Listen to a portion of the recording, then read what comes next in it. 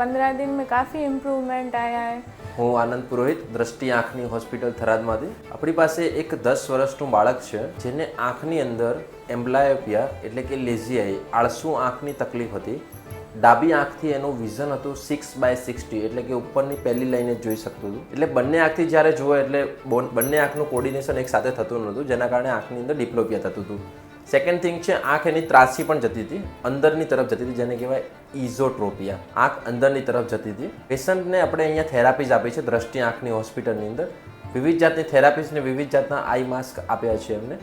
Hot ફોર્મેન્ટેશન therapies આપી છે, online therapies, ક્યોર્સી vision therapy અને ડીએચવી ટેક એટલે કે મેગ્નોસેલ્યુલર ડિવાઇસથી બ્રેન સાથે કનેક્ટેડ ડિફરન્ટ ટાઈપ્સની આપણે થેરાપી અહીંયા દ્રષ્ટિ આંખની હોસ્પિટલમાં પેશન્ટને પ્રોવાઈડ કરી છે. પેશન્ટે ટોટલ 15 દિવસનો કોર્સ કર્યો છે. 15 દિવસ પછી પેશન્ટને બ્રેન સાથે ઘણી બધી વસ્તુ એક્ટિવ થઈ છે. આંખની અંદર પેશન્ટનું વિઝન 6/60થી લઈને અત્યારે પેશન્ટનું વિઝન છે 6/12 વિઝન છે.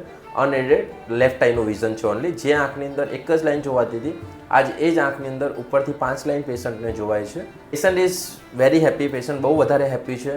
તો હું તમને પેશન્ટના મોઢેથી સંભળાવું કે પેશન્ટનું ફીડબેક કેવું છે. મનનની મમ્મી છે. હેલો.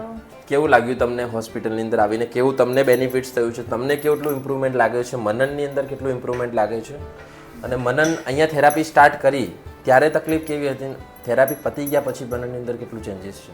मेरे को इस हॉस्पिटल में आके अच्छा लगा.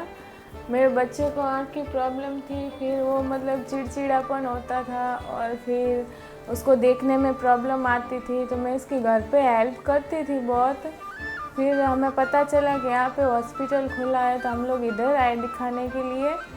तो फिर इसके आँखों का इलाज स्टार्ट किया है. तो स्टार्ट किया 15 दिन में काफ़ी इम्प्रूवमेंट आया है और इसका चिड़चिड़ापन ख़त्म हो गया, प्लस हैंड राइटिंग में भी अच्छा सुधार आया है और इसकी आइज़ में भी काफ़ी फ़र्क आया है.